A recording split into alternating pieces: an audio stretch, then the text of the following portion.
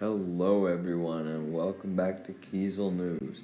To start off today, we have news that The Invisible Man 2 is still in development. Now, when I heard they were making a sequel, I was beyond shocked. I mean, I think this is one of the most generic horror movies ever created, and apparently I'm a contrarian because it has 7.1 on IMDb, 92 on Rotten Tomatoes, and 72 on Metacritic. What the fuck? Like, it was literally just your generic horror movie about a villain that no one else can see and only the protagonist can see, so they have to prove it. To be fair, I did barely even finish the movie. I don't even know if I finished it. There might have been 20 minutes left. So maybe the last 20 minutes were absolutely fucking banging. But I doubt it if the first 3/4 of the movie were completely shit. Next, we have news that Scarlett Johansson's secret MCU project that she's been working on with Marvel is gonna be a Disney Plus series. Now, this is particularly interesting because Marvel is slowing down on the production of Disney Plus series, aiming for a more movie-centric view once again. So they're not going to be pumping out series after series after series. So that means that this has to be something that is built for the small screen. Since the announcement of this project, or at least the rumor of it, initially came after her fight with Marvel for her treatment in Black Widow, maybe this will have something to do with the law? She-Hulk Season 2? No, I'm joking. And we know that Wonder Man supposedly isn't happening either. So, I really wonder what this Disney Plus series could be. Obviously, you would think it's something Black Widow-centric, but I don't know. If Scarlett Johansson wasn't happy with her treatment in her own movie that sidelined her for Yelena, I doubt that she would spearhead a Yelena project. And they're definitely not going to give her a project of her own for Natasha. Black Widow itself was already unnecessary. We don't need another one. I think a likely candidate could definitely be something to do with women, though.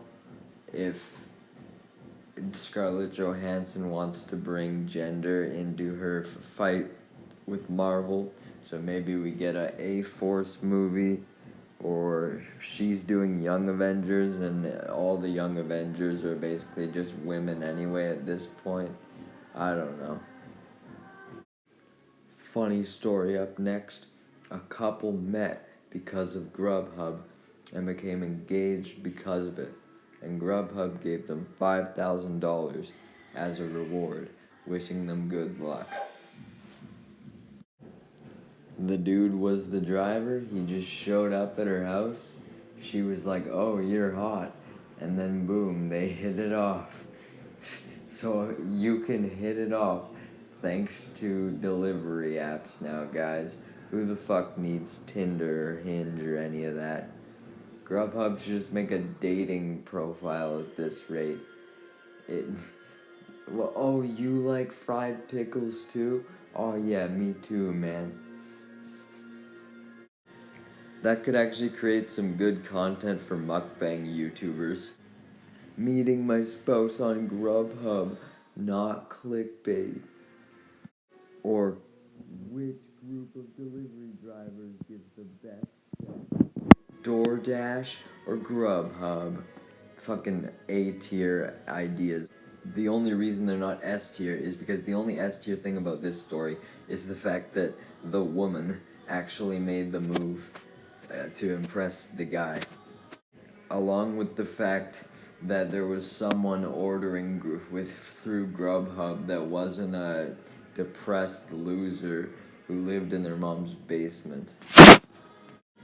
Taking a break from joke stories, we have the return of Eminem with his new album, The Death of Slim Shady.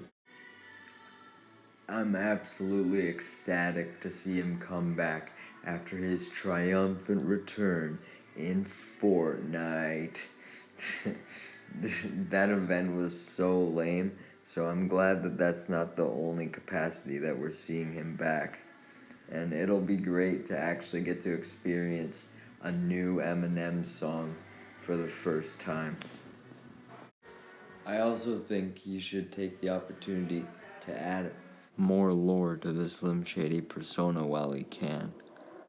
While we may be gaining Slim Shady back, it appears we may not get the Kanye porn site, as Kanye has since deleted all his social media yet again. I don't know why he would delete it, especially right after the announcement, so maybe someone hacked his account and put false news on it, because really, the porn site thing came out of nowhere, so maybe it wasn't even real. Next up, Kraven the Hunter has been delayed to December 13th of this year. This is obviously a good thing, as Madam Web was ass, Morbius was ass, so maybe Sony will finally be able to put out a good movie that isn't the Venom movies.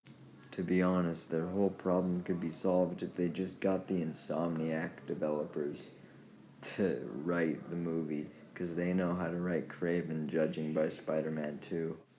Obviously, writing for games and movies is a different beast, but you could at least get Insomniac to provide some counseling to whoever is in charge of this. Getting back on the topic of movies, a new Evil Dead movie is in the works. Now, my film bro friend, who loves Tarantino and Oldboy, as I've mentioned before, loves the Evil Dead movies. And unfortunately, I do not see the appeal of them. I haven't seen the most recent one that came out, but I recently watched the first three, and I just wasn't a fan. It's because I'm not a fan of vampires and all that type of shit, but the fact that this movie is likely gonna be standalone, like the last one, or at least not connected to the first three, does make me more optimistic that I might be gravitating towards it. Although I doubt it. Continuing on with movies, a semi-sequel to The Social Network is being made that's based on the January 6th storming and protests of 2020. I could have sworn this movie has been announced since before January 6th even happened at this rate. I've heard about it for so long, but the thing that interests me about it is it being a sequel to The Social Network, as it was a movie that I had to watch for school, and you know that those are usually either low budget or extremely cheesy or shit or just a mix of all three. But this movie was actually well made, so I'm excited to see a sequel to it. Maybe we'll even get a trilogy with all of the inevitable election fraud allegations that are gonna happen after this US election. No, I'm joking. Hopefully that shit doesn't happen. Next up, YouTube might start doing ads while videos are paused. People are outraged at this, as you could expect, but these are the same people that are using ad blockers. I have never really given my thoughts on ad blockers, but I think they're shit. Honestly, I do. They're just a way for you to take away the revenue that a creator is making. And I think if you want to support the creators that you enjoy watching, then you should just watch some ads. It's not like we're at cable or even streaming service level ads here. It's just the odd mid-roll. Now, if the YouTuber you're watching is a money-hungry bastard and that are putting 30 ads in their videos, okay, maybe use an ad blocker. But other than that, just watch a couple 5-second ads. It's not going to end your life. Maybe I'm a little biased because I want to be making money from YouTube ads, but that's what I think. And I think that this is fine as well. Pretty much every site has these type of ads that YouTube wants to implement in the pause menu that are just like little banners. They're not going to get in the way of the video. And especially if these take the placement of video ads, it'll just make watching ads even more digestible overall. Now, if they were going to show you video ads while you paused your video, I could see why people would get mad at that. As what if you were just trying to pause the video to go for a shit, and then when you came back, an ad was still playing? I could see people getting mad at that, but still not to the extent that they're currently at. And YouTube will probably pull a Twitter and not even add this feature. Lastly, we have some very reputable Switch 2 leaks coming out from VideoGameChronicle.com,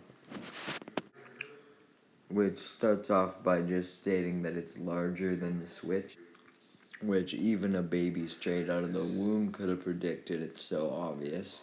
So that doesn't really add any new information. But then they go on to state that the Joy-Cons are going to be magnetic. Now, at first I thought that this was just a random change that had no bearing whatsoever, but then I realized how hard it is to get the Joy-Cons to go in the Joy-Con grip, or even just reattach to the Switch sometimes. Like sometimes mine just jam and they just won't come off no matter what. So them being magnetic could actually solve this problem. And lastly, the Switch Pro controller is going to be supported, which is beautiful because that means we won't have to buy a new Pro controller for another $80 when our other ones work perfectly fine. Especially if it's just the Switch 2 and it'll likely be backwards compatible. If the controller works with those games, why not have it work with the new ones? If Nintendo wanted to add any actual new features to the Switch 2 controllers, they could always release a new controller after and just have the base controller still be supported for people that didn't care about the new button or didn't want it implemented. And boom, you'd have the best of both worlds.